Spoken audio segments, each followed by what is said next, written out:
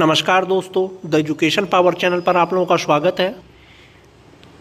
जैसा कि आप सभी जानते हैं, बहुत से स्थानीय निकाय के शिक्षक सक्षमता परीक्षा पास करने के बाद विशिष्ट शिक्षक बन गए हैं। दोस्तों, अब चर्चा चल रही है क्या विशिष्ट शिक्षकों को सेवा निरंतरता का लाभ मिलेगा।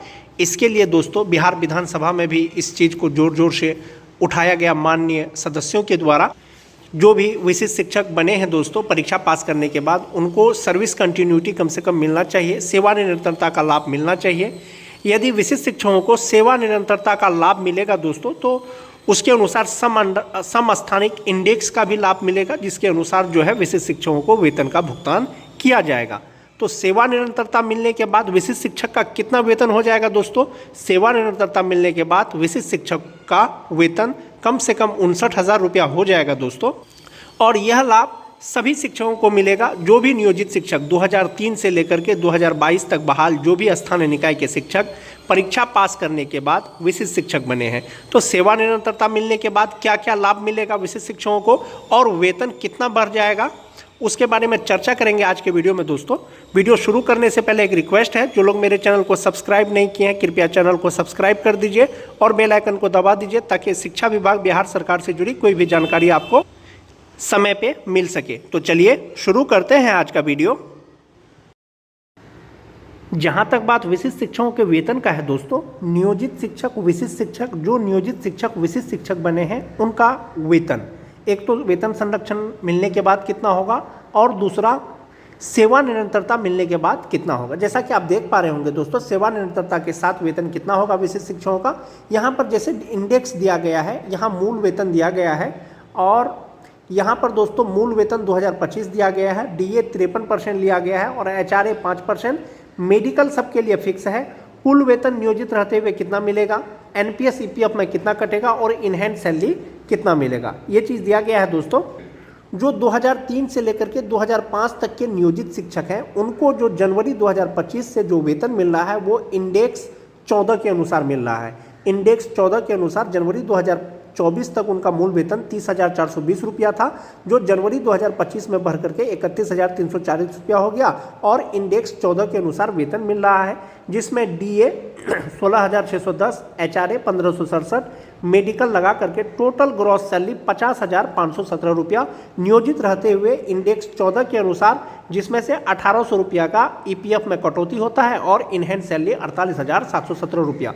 वैसे शिक्षक जो नियोजित हैं अभी तक वे विशिष्ट शिक्षक नहीं बने हैं, उनको इनहैंड सैलरी जो 2003 से 2005 तक के शिक्षक हैं 48,717 रुपया मिल रहा है, जिसमें से उनकी जो ग्रॉस सैलरी है, टोटल सैलरी है वो 50,517 रुपया है।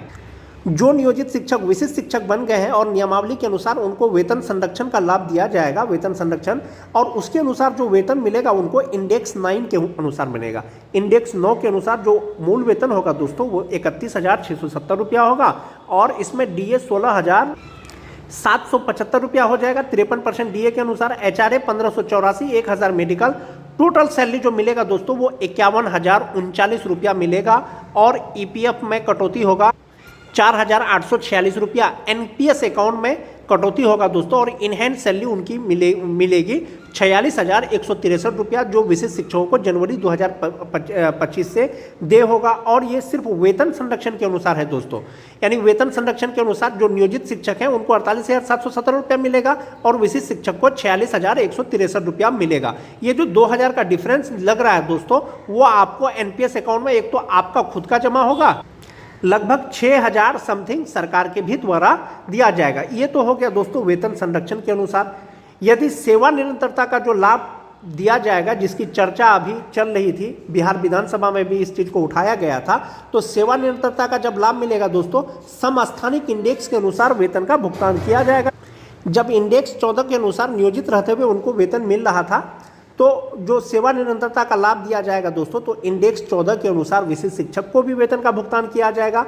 और जो 2003 से लेकर के 2005 तक के जो विशिष्ट शिक्षक बने हैं दोस्तों, नियोजित शिक्षक, समस्थानिक इंडेक्स के अनुसार उनका बेसिक पे 31,670 से सीधा 36,710 रुपया हो जाएगा और इस पर डीए हो जाएगा उनका 19,456 रुपया, एचआरए 1,836 रुपया, मेडिकल 1,000 रुपया और टोटल सैलरी हो जाएगा दोस्तों 59,002 रुपया, जिसमें से 5,617 रुपया उनका एनपीएस अकाउंट में जमा होगा और इनहैंड सैलरी हो जाएगा 53,355 रुपया। तो आप यहाँ पर फर्क देख सकते हैं दोस्तों, नियोजित रहते हुए 48,717 रुपया मिल रहा है नियोजित शिक्षकों को जनवरी 2025 से।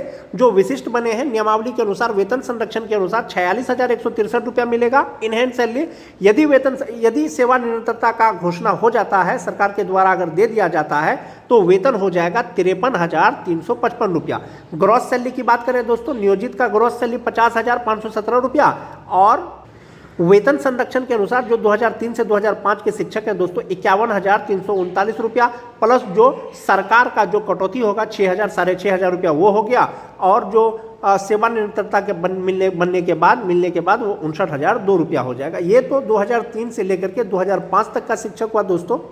बात कर लेते हैं 2006 के जो नियोजित शिक्षक हैं, उनको इनहैंड सैलरी यानी मूल वेतन उनका जनवरी 2025 से 30,420 रुपया है नियोजित रहते हुए, और इसमें डीए एचआरए मेडिकल लगा करके ग्रॉस सैलरी 49,064 रुपया और इनहैंड सैलरी 47,264 रुपया के हिसाब से उनको जनवरी फरवरी 2025 का वेतन मिला होगा।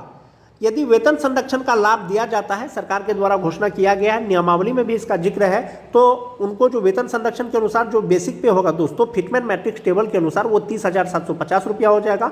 इसमें डीए एचआरए मेडिकल लगा करके ग्रॉस सैलरी 49,586 रुपया हो जाएगा, जिसमें से 4,705 रुपया उनका एनपीएस अकाउंट में जमा होगा और इनहैंड सैलरी 44,851 रुपया जमा होगा, यानी मिलेगा, बैंक में जमा होगा। यदि सेवानिवृत्तता का लाभ दिया जाएगा दोस्तों, तो चूंकि 2006 के नियोजित शिक्षकों को इंडेक्स 13 के अनुसार वेतन का भुगतान किया जा रहा है, तो संभवतः सेवानिवृत्तता का मतलब हुआ कि इंडेक्स 13 के अनुसार विशिष्ट शिक्षक बनने के बाद भी वेतन मिलेगा।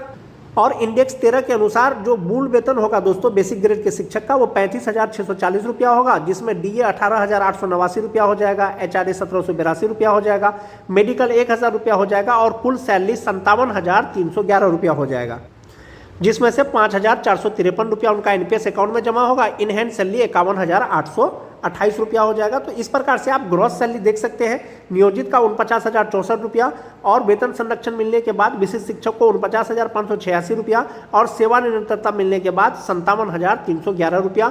इसके अतिरिक्त दोस्तों जो एनपीएस अकाउंट में आपको सरकार के द्वारा दिया जाएगा वो अलग दिया जाएगा। जो 2010 के नियोजित शिक्षक हैं दोस्तों, जनवरी 2025 से उनका जो वेतन का भुगतान किया जा रहा है बेसिक पे 29,530 रुपया के हिसाब से किया जा रहा है। इसमें डीए एचआरए मेडिकल लगा करके ग्रॉस सैलरी 47,658 रुपया हो जाएगा, 1,800 रुपया उनका ईपीएफ में कटौती होगा और 45,858 रुपया उनका इनहैंड सैलरी होगा, और इसी के आधार पर जनवरी फरवरी का वेतन का भुगतान भी किया गया होगा।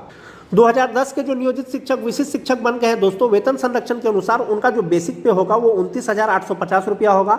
इसमें डीए एचआरए मेडिकल लगा करके टोटल सैलरी 48,164 रुपया हो जाएगा, जिसमें से 4,567 रुपया उनका एनपीएस अकाउंट में जमा होगा और इनहैंड सैलरी 43,567 रुपया, जो 2010 के नियोजित शिक्षक विशिष्ट शिक्षक बने हैं।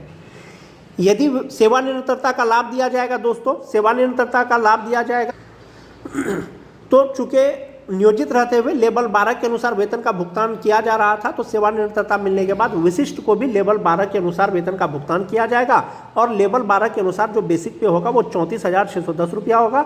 इसमें डीए 53%, एचआरए 5%, मेडिकल 1,000 लगा करके कुल सैलरी 55,684 रुपया, जिसमें से 5,295 रुपया उनका एनपीएस अकाउंट में जमा होगा और इनहैंड सैलरी उनकी हो जाएगी 50,359 रुपया। सेवानिवृत्तता मिलने के बाद चूंकि लेवल 12 के अनुसार वेतन का भुगतान किया जा रहा है, तो विशिष्ट बनने के बाद भी लेवल 12 के अनुसार ही वेतन का भुगतान किया जाएगा। तो इस हिसाब से ग्रॉस सैलरी दोस्तों नियोजित रहते हुए 47,658 और वेतन संरक्षण मिलने के बाद 48,164 रुपया और सेवानिवृत्तता मिलने के बाद 55,684 रुपया। जो टीटी पास शिक्षक है दोस्तों 2013 से लेकर के 2015 तक 26,210 रुपया नियोजित रहते हुए उनका 2024 में उनका बेसिक पे था और 27,010 रुपया उनका जनवरी 2025 में हुआ। इसमें डीए एचआरए मेडिकल लगा करके टोटल सैलरी 43,676 रुपया होता है, जिसमें से 1,800 रुपया उनका ईपीएफ में जमा होगा और 41,876 रुपया उनका इनहैंड सैलरी मिलता है। जो टीटी पास शिक्षक दोस्तों विशिष्ट शिक्षक बन गए हैं, वेतन संरक्षण के अनुसार बेसिक पे 27,320 रुपया, इसमें डीए एचआरए मेडिकल लगा करके टोटल सैलरी 44,166 रुपया और उनका जो एनपीएस अकाउंट में जमा होगा वो 4,180 रुपया होगा और इनहैंस सैलरी 39,956 रुपया हो जाएगा। यदि सेवानिरंतरता का लाभ मिलेगा दोस्तों, चूंकि नियोजित रहते हुए उनको इंडेक्स 11 के अनुसार वेतन का भुगतान किया जा रहा है, संभवतः विशिष्ट शिक्षक बनने के बाद सेवानिरंतरता मिलने के बाद उनका बेसिक पे 33,600 रुपया हो जाएगा। इसमें डीए, एचआरए और मेडिकल लगा करके 54,088 रुपया उनका टोटल सैलरी हो जाएगा, जिसमें से 5,141 रुपया उनका एनपीएस अकाउंट में जमा होगा और टोटल सैलरी उनकी हो जाएगी 48,917 रुपया इनहैंस सैलरी हो जाएगा दोस्तों।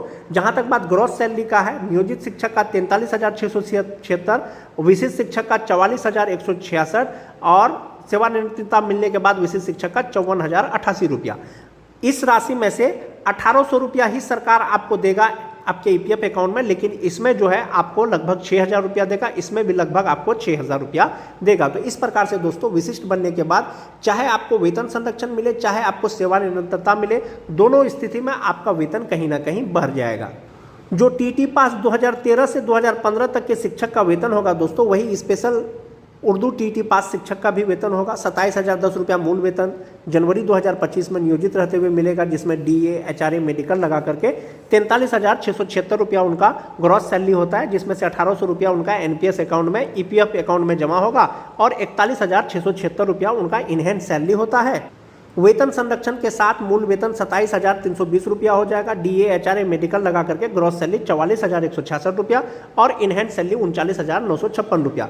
चूंकि इंडेक्स 11 के अनुसार उनको नियोजित रहते हुए वेतन मिल रहा है, तो सेवानिवृत्ता मिलने के बाद भी इंडेक्स 11 के अनुसार ही वेतन का भुगतान किया जाएगा और इंडेक्स 11 के अनुसार जो विशिष्ट शिक्षक में बेसिक पे है वो 33,600 रुपया है। इसमें डीए, एचआरए, मेडिकल लगा करके 54,088 रुपया उनका ग्रॉस सैलरी हो जाएगा, जिसमें से 5,141 रुपया उनका एनपीएस अकाउंट में जमा होगा और इनहैंस सैलरी 48,917 रुपया जो स्पेशल उर्दू टीटी पास है दोस्तों।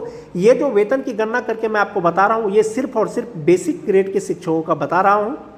और जो 2022 के शिक्षक हैं दोस्तों, 6th फेज के जो नियोजित शिक्षक हैं, अभी भी विशिष्ट शिक्षक नहीं बने हैं, उनका बेसिक पे 22,600 के हिसाब से डीए, एचआरए, मेडिकल 1,000 लगा, ग्रॉस सैलरी 36,708 रुपया, जिसमें से 1,800 रुपया उनका एनपीएस अकाउंट में जमा होगा। इनहैंस सैलरी 34,908 रुपया उनके अकाउंट में मिलेगा। वेतन संरक्षण का लाभ हो या सेवा निरंतरता का लाभ हो, जो 6th फेज के बेसिक ग्रेड के शिक्षक विशिष्ट शिक्षक बने हैं, अगर वेतन संरक्षण का लाभ मिलेगा तो 25,000 रुपया, चूँकि स्टार्टिंग बेसिक पे ही, और इसमें डीए, एचआरए, मेडिकल लगा करके टोटल सैलरी 40,500 रुपया हो जाएगा दोस्तों, जिसमें से 3,825 रुपया उनका एनपीएस अकाउंट में जमा होगा और इनहैंस सैलरी 36,645 रुपया। बेसिक पे 25,000 होने के बाद वेतन संरक्षण मिलने के बाद नियोजित शिक्षक जो 2022 के शिक्षक विशिष्ट शिक्षक बने हैं, यदि सेवा निरंतरता का लाभ दिया जाएगा दोस्तों, जो 6th फेज के बेसिक ग्रेड के शिक्षक हैं, उनका बेसिक पे 25,000 से बढ़ जाएगा। कितना हो जाएगा? चूँकि 22,600 रुपया इंडेक्स 3 के अनुसार उनको आप बेसिक पे है नियोजित रहते हुए, तो उनका बेसिक पे 26,520 रुपया हो जाएगा। डीए, एचआरए, मेडिकल लगा करके ग्रॉस सैलरी 42,902 रुपया और इनहैंस सैलरी 38,814 रुपया हो जाएगा, जो 2022 के नियोजित शिक्षक विशिष्ट शिक्षक बने हैं दोस्तों, और सेवा निरंतरता मिलने के बाद।